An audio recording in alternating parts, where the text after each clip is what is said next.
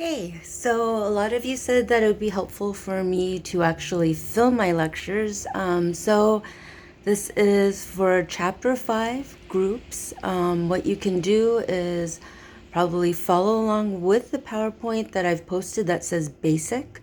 For those of you, and if I'm talking way too fast, I've annotated for you in the PowerPoint called annotated. So hopefully you guys can figure out the difference between the two. Both of them are posted on Blackboard. So what I'm going to do is basically say the number of the slide and kind of launch into my explanation because I think for a lot of you, it's easier to digest it if I'm talking to you rather than if you're just reading it. So starting out with with slide 2, okay, where I talk about the pigs. So the pigs are a fraternity over at SUNY Geneseo. They're very controversial. You may have heard about them already because they are in the news quite a bit. Now, a fraternity is actually a elite college group where members have to pay money. They have to be vetted and invited to join. And after they join, they have a process called pledging, where they basically have to do all of these tasks that their membership tells them to do. Hazing is part of it. Hazing is basically testing their loyalty to the group and seeing exactly what they would do for the group. So generally, hazing tasks are fairly humiliating. A lot of times they involve a lot of binge drinking. So why do I start out with talking about the pigs? Well, they were in the news twice then for really dire situations. So in 2009, one of the pledges named Armand Partamian, he was 19 years old, and his brothers found him dead in his room at the frat house. Now, rather than immediately calling 911, they took the time to change his clothes so that he was no longer wearing the fraternity letters. And they went about and cleaned his room of any evidence. So essentially, even though they are a brotherhood, they basically sacrificed one of their brothers in order to maintain the reputation of the fraternity. They were kicked off campus, constantly reinstated. I think they've been kicked off campus a dozen times and reinstated anyways. Unfortunately, on May 14th, the same thing happened. And in that case, it was a pledge named Alexander Davis. He was 20 years old, and he actually overdosed on cocaine and alcohol. The horrible thing about this case is that he was actually still alive when they found him. Instead of calling 911 immediately, once again, they decided to change his clothes, to go around the room, kind of clear up all of the drug paraphernalia, and take down things that would implicate them. In the time that they did that, Alexander Davis died. And all of the people involved then were actually charged with tampering evidence and were penalized for it. Why do I bring this all up? Because when you think about it, if it is an organization that stresses the unity and loyalty and brotherhood, then aren't all the members brothers? It would seem like there would be this need for people to actually help their brothers rather than do things that put them at risk. Things like Armand Partamian basically having a 0.55 blood alcohol level after he was found. Now, those of you who live in New York State know that its legal limit is 0.08. So imagine drinking that much that you actually have a 0.55 blood alcohol level. Okay, so I'm going to return to this idea of loyalty to the group over loyalty to the individual, right? And you guys already know this idea of individual versus group and societal. So if you go on to the next slide, that is number 3. where I define social groups. Now, we tend to think of social groups as, a giant group with a lot of people. However, with sociology, it's a very small definition that social groups can actually just be two or more people who share some attribute, identify with each other, and interact with each other. So if you have a best friend, you are part of a social group. If you are very close to your family, that is a social group too. It doesn't have to be huge. It doesn't have to be a fraternity with 100 members. As long as you have that one person, essentially you have enough resources then to draw support, to draw comfort, to draw a sense of belonging. So in sociology, we actually divide our social groups into two main categories. The first one is called a primary group. Now, if you look at the PowerPoint, basically it refers to the groups that are composed of the people who are most important to our sense of self. Now, if you remember in classes before, I told you you don't have to care about what everyone has to think about you. Instead, you really do just have to think about the people who are closest to you that you actually care about. That with your primary group members, you're basically looking at this idea of Cooley's looking glass self. Remember, taught you that society then becomes the mirror in which you actually see your own reflection, right? And it matters more with the people you actually care about, your primary groups, than the world at large. Okay. So what happens in primary groups is you have very lasting and enduring relationships. These are the people that you spend time with just to spend time with them. They're the people who make you feel the most you. Okay. So they're key in identity formation. That is, if I say something and it is, someone I don't really care about, it doesn't really affect me when they think something bad about me. However, if it's my kids, if it is, my partners, my close friends, then I actually sit there and stress about, okay, I did this, they might have taken it wrong. And so that is when you look at primary groups. Okay. So secondary groups, which is on slide 4, secondary groups are the groups that surround you, that actually you join in order to accomplish a goal or a common task. Now, your membership in a secondary group is actually temporary, because once the goal is achieved, then your membership in the group ends. So for all of you, your MCC class was a secondary group. Now, granted, some of you guys were dating and signed up together, and some of you guys were best friends and signed up together. But for everyone else in the classroom, you share an affinity with each other while it's happening, right? That is, can probably remember some of the class discussions that we had.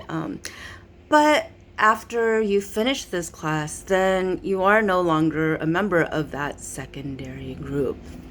So what happens is there's significant overlap between your primary group and secondary group affiliations. That for a lot of people then, what happens is from your secondary groups, you actually meet your primary group members. Now, one of the things that I am happy about is that a lot of people have met their really close friends through my class, and it is something as a sociologist that I am very proud of. I got a wedding invitation request from a former student who is having their wedding later on this year, and I'm pretty sure that most of her bridesmaids were people that she met in my class. And it goes the other way too. Like I said, some of you guys were dating before you actually joined the class. It is this idea that sometimes when you're doing something with a secondary group, it's a lot easier if you bring a primary group member with you. So I'll tell you guys about me and my friend about 10 years ago, I think. We were in our late 30s, and decided that we had to become more physically active. So because both of us were a little bit shy about it, we actually made a pact that each of us got to pick one activity and the other one had to go do it with them. And she actually chose Zumba, which made sense for both of us because we were former dancers. I, on the other hand, picked the roller derby, which doesn't make any sense because you guys have seen me trip in front of the class while standing perfectly still. Anyways, she actually came with me to the roller derby tryouts and rehearsals, and I pretty much couldn't do it past the first day because it was an awful disaster. I looked like Bambi on the lake. She actually made the team though, and I actually became a certified Zumba instructor, so it was one of those cases where you see this overlap between primary and secondary groups. Now, obviously, she became part of a secondary group, which is the Rochester City, Rock City Roller Derby. I, on the other hand, became part of a secondary group of a lot of Zumba people in the Rochester area. Okay. So moving on to slide 5. Your social networks actually comprise of all of the people you are connected to in your life. So most obvious primary group for most people is your family. So your family is generally part of your first primary groups, and next to that then would be your friends. But you can actually look at your peers as part of your social network too. All of your colleagues, your professors, anyone that you've connected to on social media is part of your social network. Okay, so this idea of social network then kind of feeds into this idea that we talked about with Durkheim, that we look at the social bonds that we have with people. Some of them are really strong, some of them are much weaker, but they all make up your social network. Okay. So slide 6 is about group cohesion. Now you can look at the image that I put on there, and it is actually of a sorority. It actually looks like some of the sororities in my undergrad back in the early 90s in Texas. But what you see in that picture is that all of the young women then have the same hairstyle. They're all blonde. They're all wearing the same types of jeans, and they all kind of look alike too. Hi. Okay, well, hold on. Okay, I'm back. My daughter had to tell me something important. Okay, so sorority members. I pick on fraternities and sororities because there is a large degree of conformity with each of them. So group cohesion is the sense of solidarity or loyalty that individuals feel to a group which they belong. Okay.